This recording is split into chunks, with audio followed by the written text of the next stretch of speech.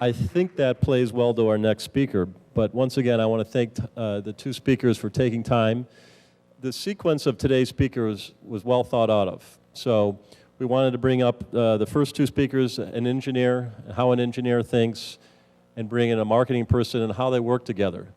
And then they came up with the idea of making it a little bit more lighthearted and really performed well. And I really appreciate today's presentation. It was perfect. So we'll take it on to our next speaker. Our next speaker is going to be speaking today about marketing new product introductions in mobility and SaaS from ideation to marketing execution. So it really plays well for what the questions that was just asked, is how well do the engineers work with marketing, and do they look at the end user before they create their marketing plan and designing of the product. But at the end of the day, we're all here because we are marketing to engineers. So our next speaker is Rob McGreevy. Rob is responsible for the Invensys operation, information and asset management software business globally. This includes responsibility for defining and executing the software product and business strategy. Rob comes to Invensys, which is now part of Schneider Electric, I had to make that very clear, with over 18 years of experience working in the software business with a focus on manufacturing and industrial applications, serving markets such as water, food, beverage, pharmaceutical, and medical device manufacturing. He has held positions within sales, product marketing, and business management for various companies within the software industry, including General Electric, Emerson, Rockwell Automation. Rob has extensive experience in product and business management, M&A work, sales and marketing, and is a graduate of the University of Iowa. So where he studied computer science and journalism and communications. So we've been trying to get Rob to speak at the last two events, and his schedule didn't work out, but we're glad to have Rob. Let's give Rob a round of applause. Thanks. Great. Thanks for that introduction, and thanks for reminding me I bagged out the last two times. That's, I deserve that, I suppose. I'll stand back here for a minute. I'm one of those guys that has to kind of walk around when he talks, so bear with me. So yeah, just a little bit of background, I guess, beyond what Jim had mentioned. You know, I spent most of my time on the software vendor side of things. So we make software products for the industrial manufacturing segment. That's kind of what we have been doing for the past, or what I've been doing for the past almost 20 years now. And I certainly have more of a business responsibility now, but product marketing, product management, launch process, Marcom, all the stuff that we do, it's critical. It's absolutely critical what we do. So I think what I'd want to point out is that even though I have a line of business responsibility, marketing is right in the front and center of what we do every day, because it's super critical to get that right. Not only from the launch and marketing perspective, but the ideation process and the development up front. So I'll talk a little bit more about that. I did want to lay a little bit of, provide a little context for you and a little bit of some assumptions about this session. I think first of all, as I mentioned, we do sort of infrastructure and industrial manufacturing. That's kind of our thing. So we're in plants, food plants, power plants, water plants, airports. They use our software to do control and things like that. I bring that up because that's the perspective from which I'm going to talk about how we market our users and our engineering community.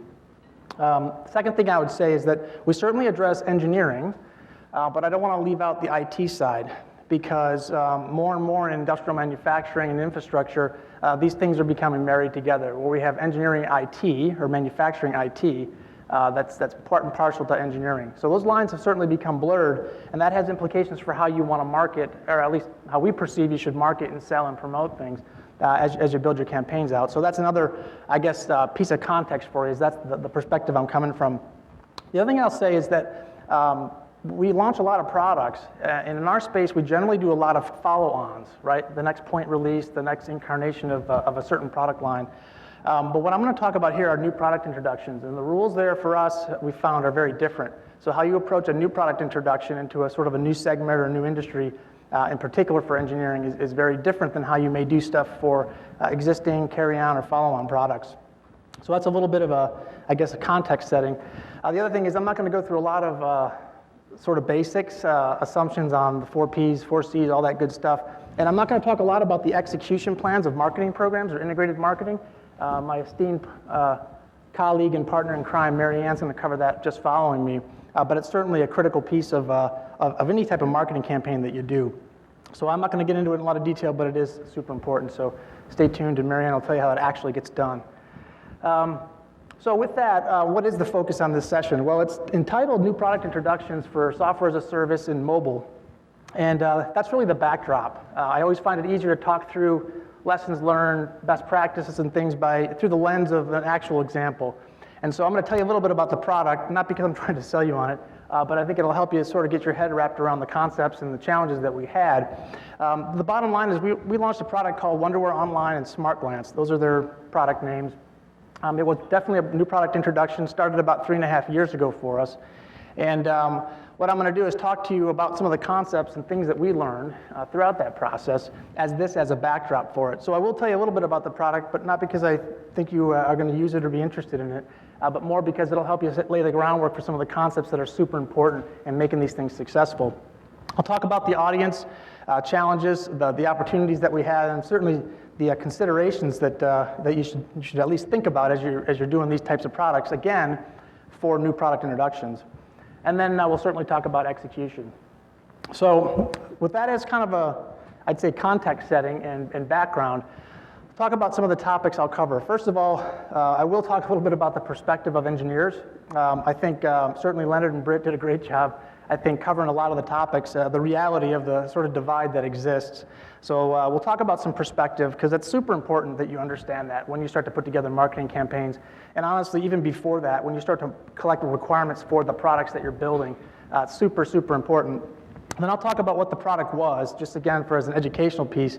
Then we'll go through the opportunity challenges and some of the plans and things that we actually executed on over the life of that project. So we'll start with perspective, some of the audience and the challenges that we had. And I think some of the interplay that you saw between Britt and Leonard was very good and very timely. It's reality. I mean, there's definitely a divide that exists out there in the world. What I will suggest to you is not only is there sort of a divide between engineering and maybe marketing in the sort of jokey sense, but there's also one between IT. And when you start to market more and more to engineering, in quotes, there's an IT angle on that, and I'll talk about it. But for me, I think there's a quote up here from Stephen Covey that talks about understanding perspective, really, and it's, you must look at the lens through which we see the world, and that lens itself shapes how you interpret things. And for me, it's a super important topic, because as you market things, the people that you're marketing are going to look at things through a very different lens. As an example, the product that we produce for the Smart Glance and Wonderware Online, I mean, it uses tablets and phones for basically C-level managers inside infrastructure and plants. They're looking at their phones and their tablets to basically see how plants are operating and running things. So their perspective on this was important because it was real-time information for them. However, the engineers that implement and install it, their lens for it was very different. They're not necessarily using it for that. They're sort of the providers of that for their customers. And so the perspective that they had on things was very different. So how we marketed to them, how we educated them, how we overcame objections and things was very, very different. So what I would suggest to you is that the perspective is super important in understanding who your audience is, who your buyers are, and also keep in mind that today it's more and more of a diverse group. It's not just an engineering group that you're necessarily marketing to, but it's their customers as well, and I'll talk through that. And so the lens of how you see the requirements that end users may have, the value that they see varies, right, based on kind of who they are and what they do and what they're responsible for in a business.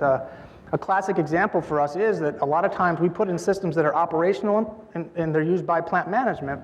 And so they have a set of requirements, a set of values that are very important to them. And so the message that we have for that audience is very specific to that. Maximizing plant uptime, doing process centerlining, things like that. You step right next to that, and the group that has to implement it, install it, a lot of times on the engineering side, cares more about some of the cybersecurity requirements and things like that. So once again, the requirements and the value that's seen is certainly an important perspective. And last but not least, I would say the risk-reward on things is also important. This is, in particular, important for new product introductions, especially if you're in an industrial or a manufacturing market like we are, because it tends to be conservative and slow-moving. So if you have a value proposition for a solution that you're marketing, it better significantly outweigh the risk side of things. Otherwise, you're going to have kind of an uphill battle. And I'll talk a little bit more about that as we get through things. So a little bit more perspective on engineers and engineering, how we see it, and maybe this is a bit about trends. But more and more, engineering has become what we call multi-craft, or multi-hatted, if you will, that engineers today have multiple jobs. And as I mentioned earlier, a lot more of them have to deal with IT technologies in their day-to-day lives. It's not just about sort of the pure sense of engineering, but there's an IT angle on it. And so that means that they're stretched in more directions than they have been in the past. Their disciplines aren't as specific as they were, meaning if you're just a chemi or a PE, chemical engineer, process engineer, you're going to have some IT perspective. You're going to have a little more savvy in terms of IT technologies. The other thing I'll suggest on engineering that we have found is that they're much more customer-facing, in quotes, than ever has been in the past. And by customer-facing, I mean twofold. One is that engineers have internal customers more so than ever. So they're building stuff or engineering things for an internal audience as much as they are oftentimes building stuff for an external audience and external customers, if you will. And that has implications for marketing and education as well on how you actually bring them up to speed on your new products, how you position things, and how you market things. So multi-hat, multi-craft, if you will, very busy, very active, and very diverse in terms of what they're doing. The other thing that modern engineering, I think, as a challenge is there's a significant amount of industry drivers that plagues every industry that's out there. Now, again, our perspective is industrial manufacturing, right, and infrastructure. And so these are some of the key things that sort of impact our engineering community. Certainly things like workforce dynamics. You've got an aging workforce in the infrastructure and manufacturing. You can read basically any piece you like about that. And what that means is that you've got an older workforce that's tending to retire, or you've got a workforce that's working longer if their stock portfolios aren't working out like many of us are. And so what you have is retooling. So you're re-educating a lot more of the workforce. And that sort of taxes the engineering world. Plus you've got a lot of new people coming on board, younger generations just out of college, that bring with them a new dynamic in terms of workforce, different expectations on how technology should work, usability, things like that. So in addition to that, other market dynamics that face engineering are things like regulatory compliance in our industry. Pharmaceutical, food and beverage, so FDA, CFR Part 11. There's all these different regulations that impact engineering that sort of stresses what they have to do every day in order to deliver their solutions, their products, right, in order to be successful. So you have to keep these industry drivers, right, these dynamics in mind as you sort of put yourself in the seat of your buyers or the people you're marketing to. So besides industry drivers, there's also a tremendous amount of technology trends that sort of can't be ignored. And Leonard talked about sort of the tech side of engineering, the sort of geeky factor, right, of all the specs and all the cool stuff. Yeah, there's that, for sure. But it can't be ignored, right, all joking aside. Things like, mobile technology and mobility, things like tablets, things like software as a service and cloud, they're an inevitability. And they're things that certainly have to be managed by engineering groups, and they have significant, deep sort of implications for how businesses will operate now and in the future. And I bring this up because as you start to look at launching new products and marketing to people, a lot of these things can catch you by surprise. In fact, a few of these did catch us by surprise, which I'll talk about in a little bit later here.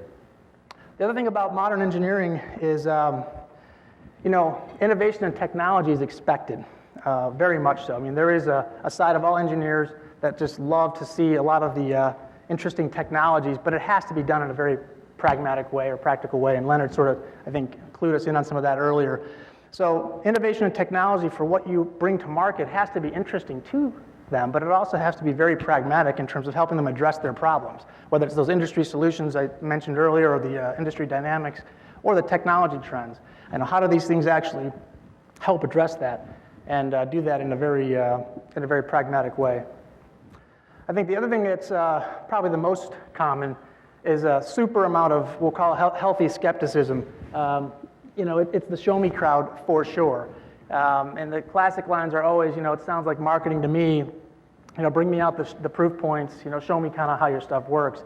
Not only is this important for an engineering audience, but when you're launching a brand new product that hasn't necessarily been proven in the market, and you're using new technologies and new terminologies like cloud, like software as a service or mobility, which was our case, this becomes even more important issue to deal with. In fact, it reminds me, there was back in the day when I used to do a lot of product-centric things with customers, voice of customer sessions, there was a particular customer, he had a saying that he said, how real, it had to do with how real your product actually was. And he said, the reality of your product is basically inversely proportional to the number of slides or pages in a brochure you have. In other words, the more slides you show me, the less product you probably have. Or the more pages in your brochure, the less real your product is. And that's really the epitome of this whole sounds like marketing to me and the whole credibility game that we see quite a bit.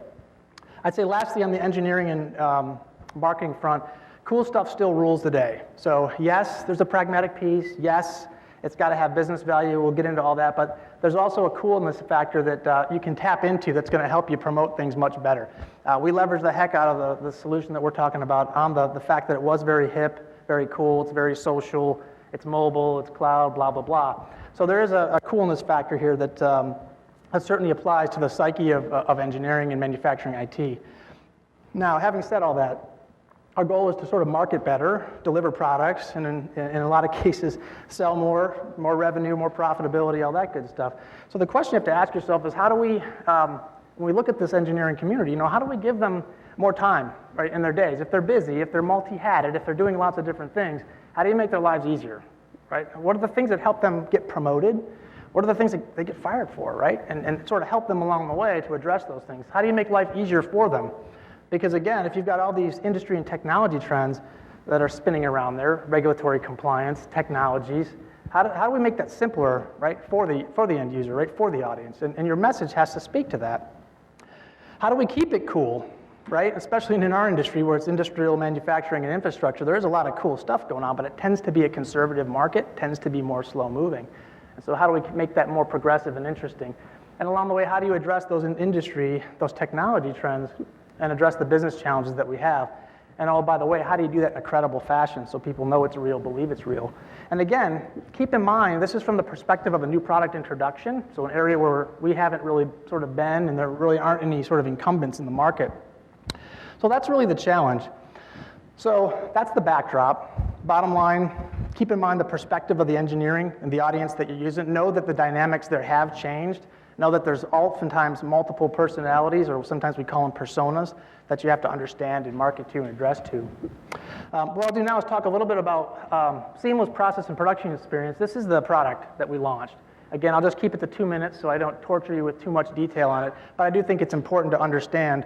And again, as a backdrop, industrial manufacturing, controls, right, that software world, and taking some fairly progressive stuff into that market about 3 years ago.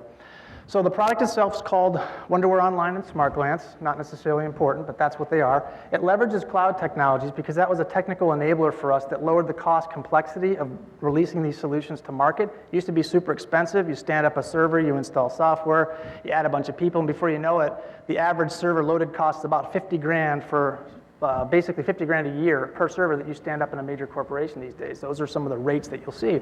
This is a very cost-effective way of doing that because it's using cloud and leveraged technologies. Second piece of it was mobile clients, enabling production manufacturers, process engineers, C-level people to actually see on their mobile devices what's going on in the plants. It's like the first thing all of us probably do every day is turn your smartphone on, take a look at the news, critical emails, text messages. This is that for plants and infrastructure and manufacturing, okay? And there's a great deal of value in this real-time decision-making, allowed them to prioritize work. It really addressed a lot of needs in our industry and our market. And so it was a great in terms of concepts and perspective, and it's really doing well here. But as you'll see, there were quite a bit of some challenges that we had along the way. So here's a real quick demonstration for you. So in our world, the way manufacturing works is you've got a lot of different plants or facilities that tie to PLCs, controllers, devices, basically different systems and sources that feed information up. All that stuff is typically dealt with in a siloed fashion, and meaning they're really dealt with where one plant can only see a certain amount of information. And that information is typically trapped. You can't necessarily see other systems, you can't see other plants.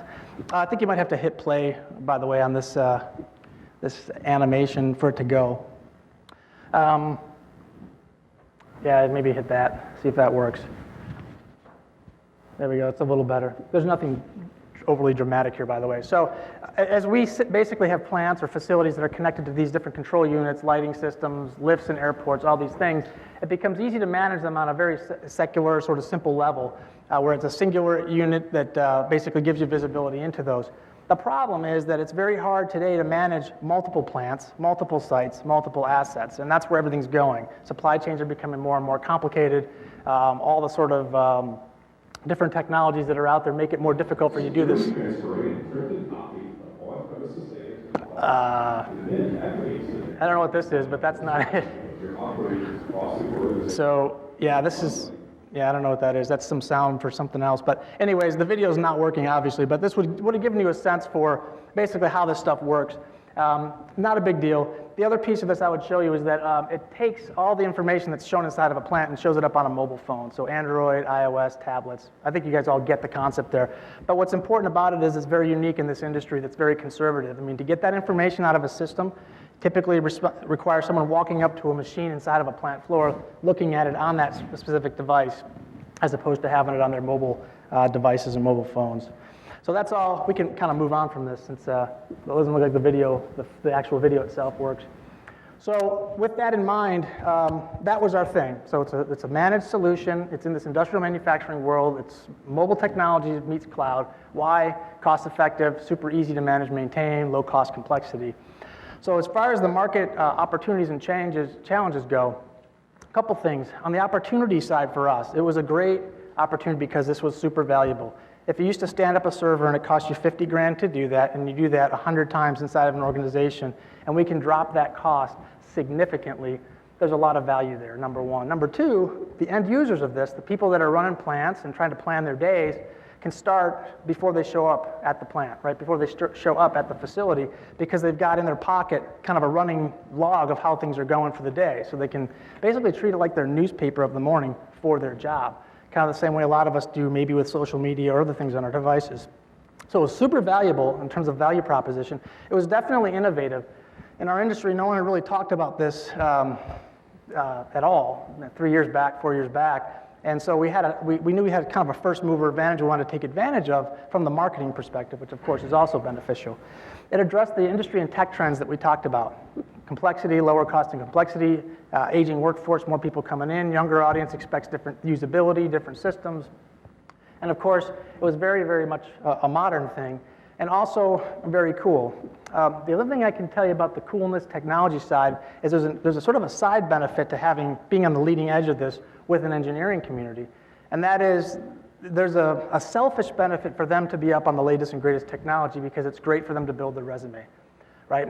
Not that you want any of your teams to move on, but as you market being part of this new technology, there's also an ancillary benefit to engineers to say, hey, wow, I don't have a lot of experience with Microsoft Azure, right? Cloud computing, software as a service, or mobile device activities. So when we looked at some of the marketing, there were some benefits there as well. So the opportunity was clearly there for us. The marketing challenges, or the Marquette challenges, I say, were pretty high, were pretty significant.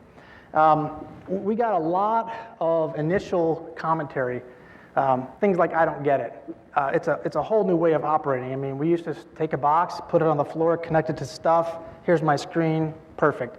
Now I'm seeing diagrams of clouds and people's little game devices showing my plant. All right, I don't get it. So we get a lot of that. We also got a super healthy dose of the skepticism from the engineering side of the fence on, does this stuff really work? And similarly, credibility-wise, is it proven? It's one thing to prove that you have a product and it works. It's another thing to demonstrate that somebody in the industry is using it in a credible fashion, right? A site reference, a major customer, et cetera. So that's another challenge that was, upfront and critical. The other thing is fairly obvious, is how is this better? I know I've had these PCs, servers, machines, solutions sitting on my floor. They've worked for 20, 30 years. Why is this a better solution? So we'd get a lot of that. And of course, the whatabouts, which are my favorite. What about this? What about that? This is where the engineers take you in the back room and kind of beat you up about security, privacy, all those things. And so for each one of these, we really systematically had a plan, a marketing plan, a launch plan, a set of activities to go and take these things down one by one. On the I don't get it side, we had to do a tremendous amount of missionary work, if you will, educating the industry and the market on some of this stuff because it was new. It's not like people knew what these things were and how they worked. We spent a lot of time on the demonstration side. In fact, one of the first things I'll get into we did is we work on demos to show people this stuff's real and put it in their hands quickly and easily. On the is it proven and real, we had to find proof points in customers. It's very hard to do on a new product introduction, especially before it's launched, because by definition, you don't have any customers. So that's a challenge. And then, of course, on the value props, making sure that it's clearly articulated for the different audiences that you have. Plant managers will have a very different value prop that they care about than will the engineers that are installing and configuring it, right? Than the quality techs that may use it, or the cybersecurity person who's auditing the heck out of how this stuff works. And then on the what about side, making sure we have a message around product, that it's secure, it's protected, all these types of things. And that sort of leads us to, okay, the marketing plan and execution. And I will also say that the question earlier came up, about sort of launching and who drives what. We definitely work with engineering, product management teams side by side from the get-go. The business side leads in terms of what we're going to build, how we're going to build it, where we want to go, and the engineering teams, the marketing teams all sort of rally around that. We don't divide. We used to do that 15 years ago, divide and conquer. Here's my requirements doc, throw it over the wall to engineering. That's just not how we roll. And if there's interest in the Q&A session, I can talk more about that. But here's the marketing plan and execution. And I'm just going to give you some highlights, because again, Marianne will talk more about how you run an integrated campaign far better than I could. But a couple lessons that I thought I would tell you. First of all, don't be afraid to learn from and partner with the leaders. So this was a software as a service and a mobile thing. So the first thing that we actually did was we partnered very early on. We worked with Microsoft, who, if you haven't heard, has this thing called Office 365, has this thing called Microsoft Azure. It's the whole cloud-based thing.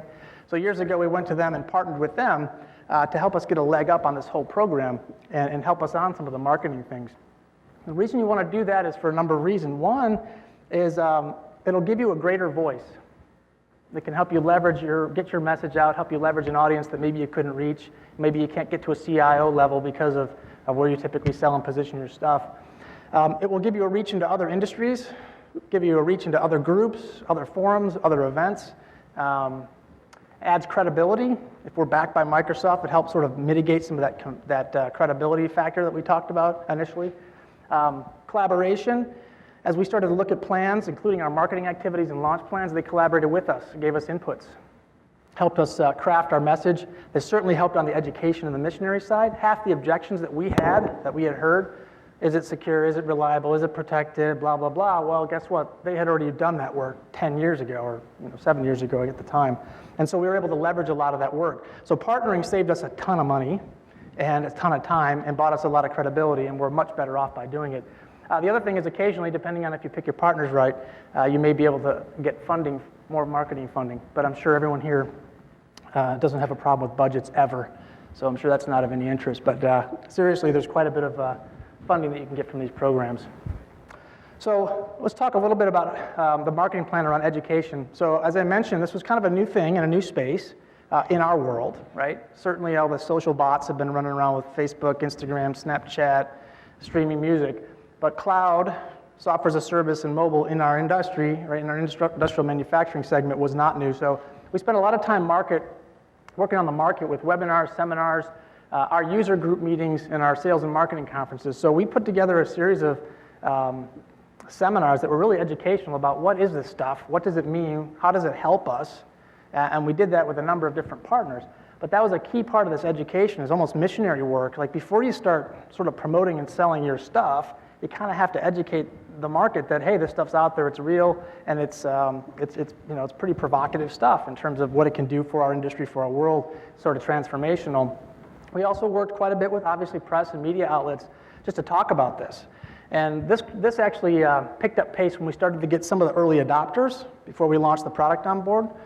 And of course, with analysts and analyst briefings as well. This was super helpful because the more you talk about analysts with this stuff, the more they talk about it, the more we start to write about it, hear about it. So you get this sort of snowball effect of support from a lot of different areas. And again, the lens on this one is it's education. It's telling people, hey, there's this new stuff out there. You might have thought it was for a social media world, but guess what? It has implications for our business, our industry. Here's how, here's why.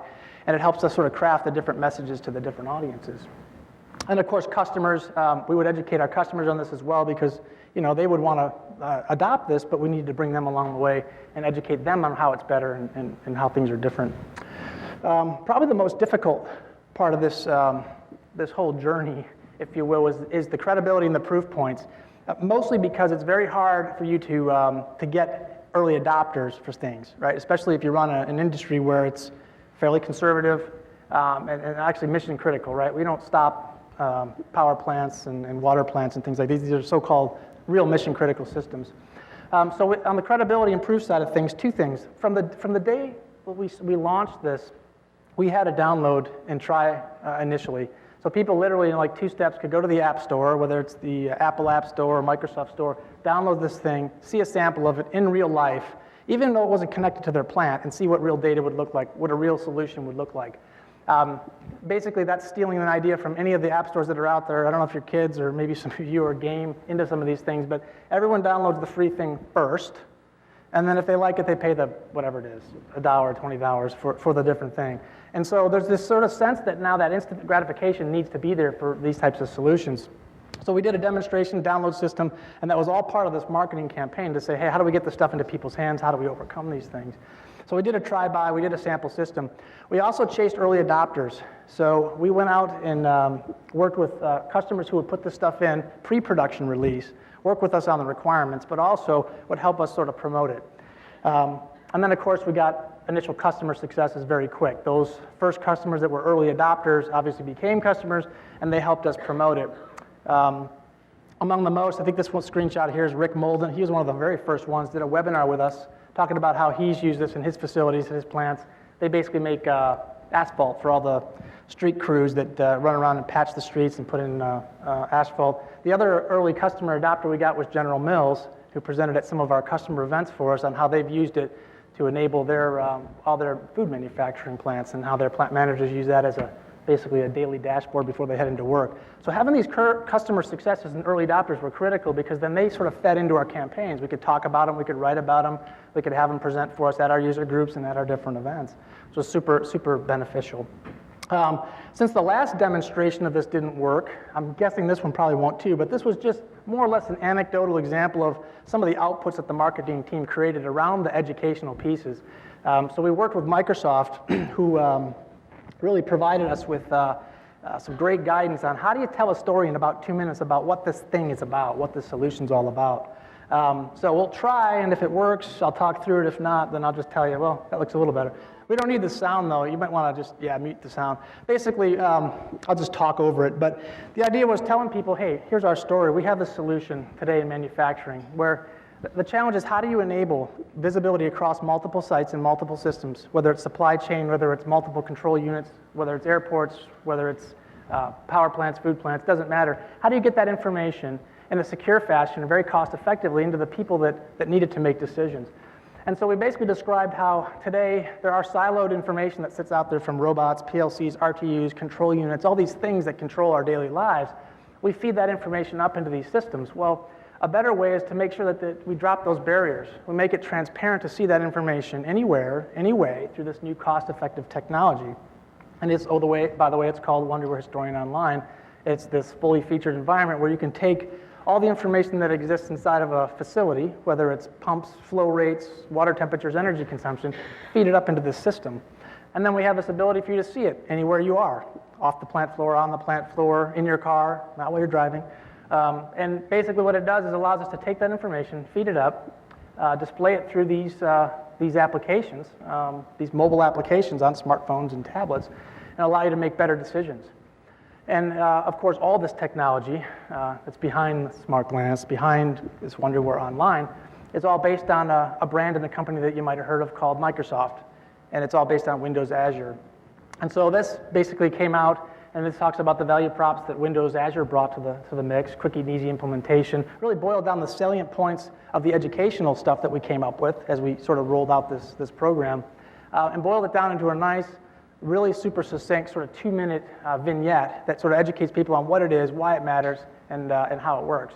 And so there was a raft of these types of activities, these types of deliverables that were used by the marketing teams as part of the campaign that actually made quite a difference in the overall campaign for us. So So that's just one example. Again, there's lots of other ones, and Marianne will talk a bit about some of the things that we also did in these integrated campaigns. The other thing I'll say is getting the word out. So once we sort of got through that missionary work, if you will, the initial stages, the education, kind of learning these things, we did quite a bit of work on awareness. Web, as you'd expect, sort of web content, web pages, links into different things, certainly things like Google AdWords.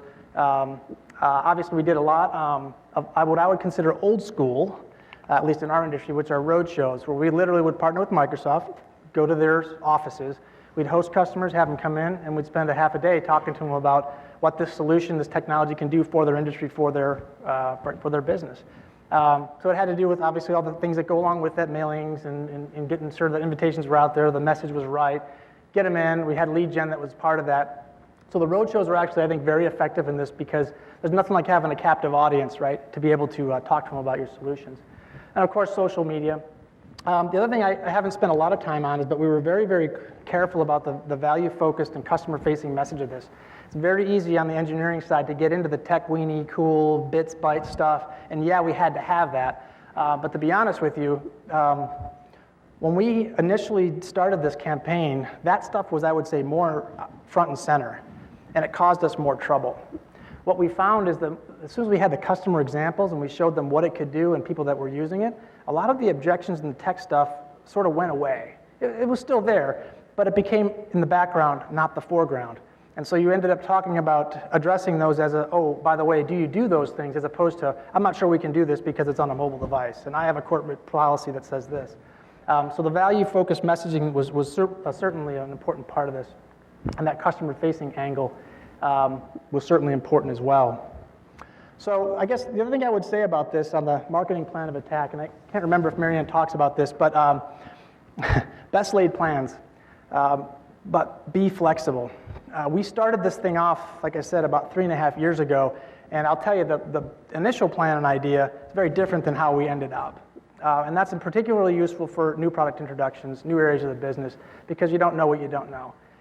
So I can't tell you enough, be flexible, iterate, refine your message, refine working, and the sooner you can get out in front of your customers, in front of your users, use that, right? Use that information, that feedback. It'd be immensely valuable to you, rather than waiting to the very end and big bang, here goes the launch, here goes the release. Because my experience is most times on NPIs like that, if you take that sort of waterfall approach, you're going to get it wrong. And so it's better to have an iterative process along the way. The other thing is listen to feedback. Our partners in this Microsoft had already gone through a lot of these hurdles and said, oh yeah, you don't want to go that way. We did that and it hurt. So go this way, right? Go right instead. Customers, distributors, partners, and sales teams are also very instrumental to getting the messaging and the marketing right on these things. And honestly, a lot of the analyst firms as well. And I guess the last thing is obvious, is don't be afraid to sort of learn on these things. Learn on the fly. Make the decisions that you think are the right sort of course, and don't be afraid to course correct. I've seen a lot of people sort of struggle with making a decision that, going back on a decision that they made, not with campaigns like this. Fail fast is, I guess, the startups. One of the mantras from startups. Same thing applies here. If it's not working out, cut it off quick and change directions and move on. So in closing, I went a little quicker here, but again, I was talking a bit about this mobile cloud thing. That's really not the point. The point is it was a new product introduction in a new market, in a new area. And our industry has all these different dynamics that are going on with workforce changes. We've got regulatory stuff going on. Not necessarily the most, I would say, a very conservative industry because it's mission critical. We put lights on. We provide power, water, pharmaceutical drugs to people. I mean, it's super serious stuff. And so a lot of those things were certainly important. The audience challenges we talked about, the objections that we overcame along the way, I can't tell you enough. Get those up and identified early and often, and then have a real succinct message and approach to how you're going to attack those things. If the objection is cybersecurity, have a solution for it. Make sure that your sales teams, marketing teams know how to message around that. Make sure your value propositions are very quick. And like I said, focus on, in this case, education. Educating the market, getting the users to understand what's going on, what the market's actually doing. Demonstrate the value, show them it's real. take out the healthy skepticism, get early adopters as early as often, and then all those things, they sort of pour into this, this great marketing machine that you can use. And you have early adopters, they use your stuff, they love it, they become a success story. When they become a success story, they're speaking at your user event. When they speak to your user event, other people talk to them and say, oh, wow, this is great. If General Mills is using this, it must not be too bad. And it just sort of has these sort of fingers that spread. So I guess like I'd say, the last thing I would say is execute like mad. A lot of these things, they just don't happen without a lot of hard work. And setting up road shows and seminars, I know certainly Mary Ann can talk more about this, and she spent more time doing it than I did. But there's a heck of a lot of work, as you all know about this. But it certainly pays off to be diligent and to work hard on these things. That's the type of stuff, yep. And how did you address it in your marketing collateral? Sure. So two sides of that. How do we do this? Address the cybersecurity. First of all, it has to be built in from day one. So it's not something you just say later on, we'll make it safe and secure. It's got to be cyber secure initially.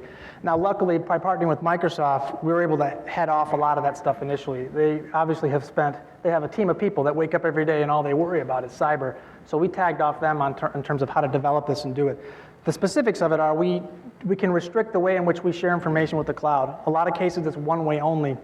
So the information is delivered up, but no one can maliciously get in and actually go back into a plant and make control decisions, for example.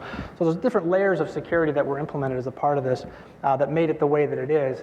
And again, it's largely in part by working with partners like Microsoft, and there's others that helped us develop that and build it. Now, from the messaging and marketing side, we also worked with companies like Microsoft and a few others that helped us on the messaging side of how to position these things and how to describe them. We also created white papers for the tech audience on how the best way to secure these things. It gets into the bits and bytes of the protocols and the HTTPS and blah, blah, blah stuff. But those are all sort of collateral pieces that were certainly part and parcel of this. But to be honest with you, I think the single biggest thing that made the difference was when customers adopted it.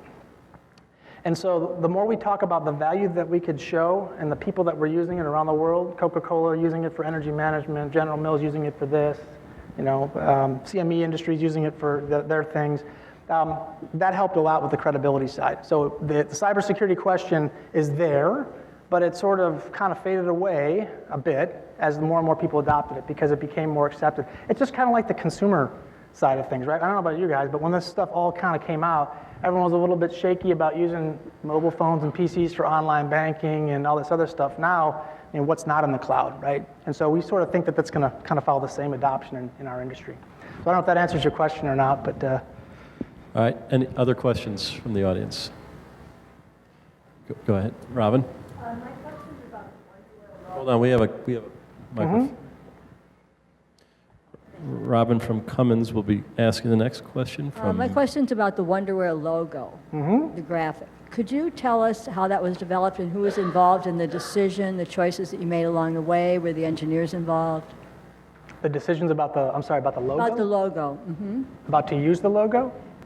About what direction to go with the logo, what it should look like. I'm sure you probably had several possibilities at the beginning. The selection process. Sure. Did you show it to customers? Did you show it to engineers? Sure. How did you get feedback? Yeah, so I think there's a great session coming up later about brand. So I'm glad you asked the question. The Wonderwear brand in our industry, in our world, is fairly well recognized. And it's been around since the 80s, mid-80s. And in our industry, hundreds of thousands of plants, literally, have Wonderwear. You walk into the plants and they know Wonderwear. And some of our other brands, like Foxborough, have the same sort of prestige. And the logo is a part of that. It's ingrained in that. The brand is Wonderwear, whether it's the Smart Glance product or the Historian product or the whatever, that's what people associate us with it. So we absolutely leverage that with this product and a lot of the other ones that are related in that same family because there's a sense of comfort and there's an established brand identity, all that stuff. So for us, it was non-negotiable. We're going to stick with that brand, obviously leverage that and continue to do so. And as far as the team involvement goes, like all things, all the teams are involved as we go along with icons and iconography and graphics and stuff. However, from the business perspective and the product perspective, we're relentless about being very focused on our brands and our brand identity. Absolutely relentless about it. In a good way. Next question. Anyone else? All right. Well, thank you, Rob. Great, I appreciate your... Yeah, thank you.